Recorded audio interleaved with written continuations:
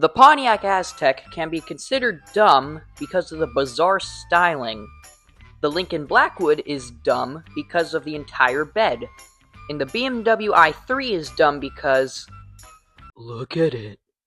Do you like what you see? Ahem. As you can see, car makers can make some dumb cars, but sometimes they can invent an entire dumb segment. You know what? Let's take a look at some of these dumb segments.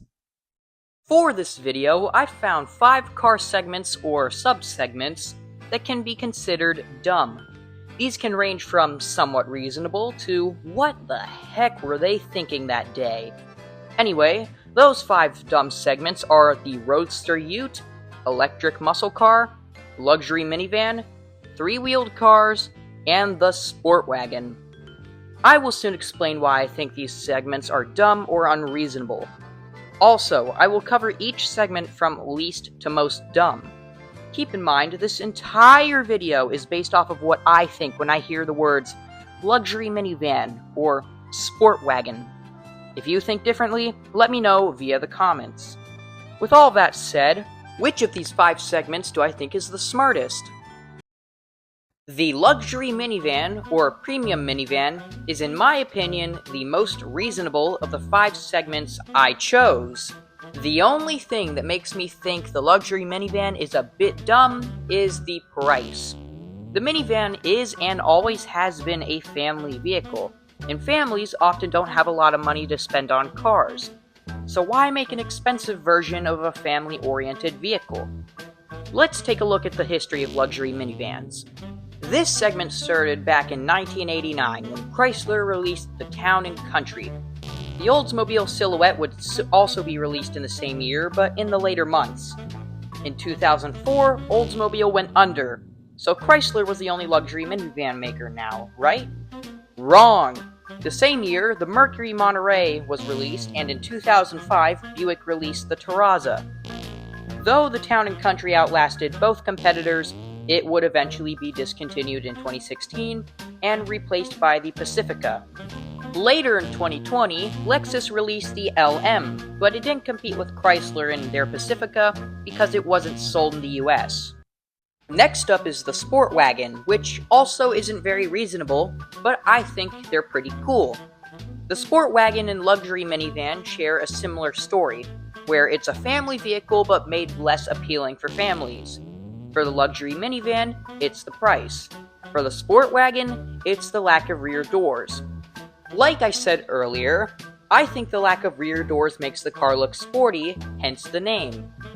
The history of the Sport Wagon dates all the way back to the 1950s, with the first true Sport Wagon being the 1955 Chevrolet Nomad.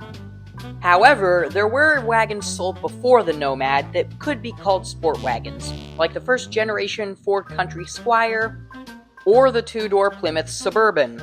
There's also the Shooting Brake, which is essentially the same thing as the sport wagon, but European. Anyway, over the years, almost every major American car brand got in on the trend, including Pontiac with the Safari, Oldsmobile with their 2-door Super 88 Fiesta wagons, Ford with the Park Lane and Del Rio, Edsel with the Roundup, Mercury with the 2-door Commuter and Voyager, Plymouth with the Suburban, and Dodge also with the Suburban. Unfortunately, the Sport Wagon wasn't very popular. Take a look at the Edsel Roundup. Only about 963 ever made. Eventually, the Sport Wagon died, with the 1964 Ford Falcon 2-door Futura wagon being the last one. I think. If you can think of another sport wagon that lasted later than 1964, let me know in the comments. Now we're getting to the truly dumb segments, with the electric muscle car kicking it off. This segment is the most recent of the 5, being created by the 2024 Dodge Charger EV.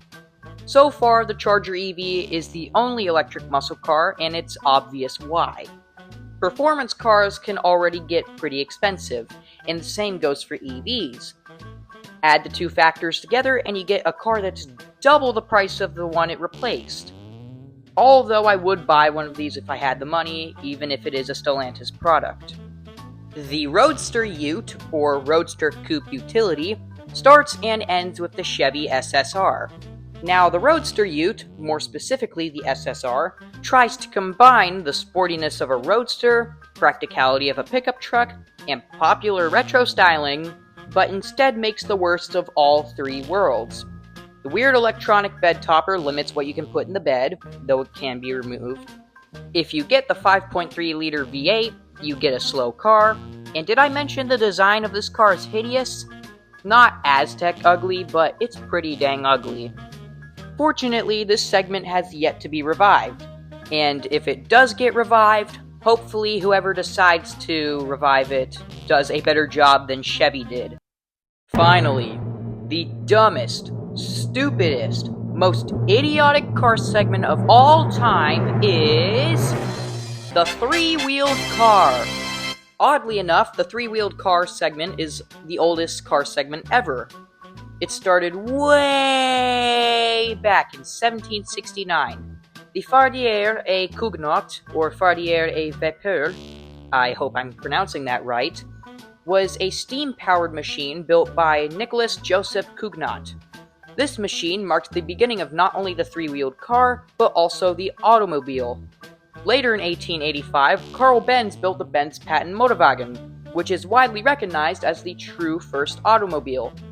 The Motorwagen and Fardier et Vapeur both have three wheels. However, they feel more like tricycles than cars.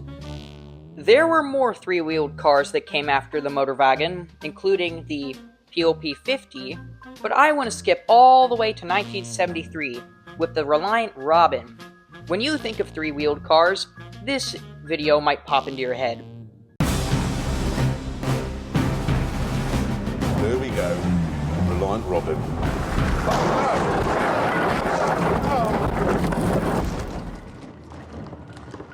Oh no, I've crashed it. I've crashed it almost immediately. I mean, literally 20 feet.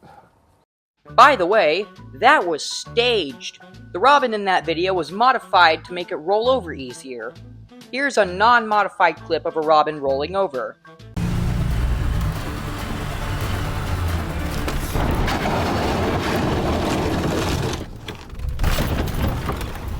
Unfortunately, Reliant and the Robin were killed in 2001. Now we arrive in the modern day, with the Morgan Motor Company. Morgan specializes in making three-wheeled sports cars that are built to look like those classic British roadsters of the 1920s and 30s. Think of MGs and Triumphs of the era, but with three wheels. I really hope Morgan stays in business for a while because these cars are really cool, and I would definitely buy one if I had the money. Now that we've looked at the 5 dumb segments, here's all of them together from smartest to dumbest. At the top, you have the luxury minivan, sport wagon, and electric muscle car, and at the bottom sits the Roadster Ute and three-wheeled car. I don't mind most of these cars existing. Yeah, it stinks the Charger EV killed 2 legends, and yes, the SSR makes people nauseous whenever they look at one. But what I haven't mentioned publicly yet, although it might be obvious, is that I really love dumb and weird cars. I would love to own an Edsel Roundup or Reliant Robin because they're dumb.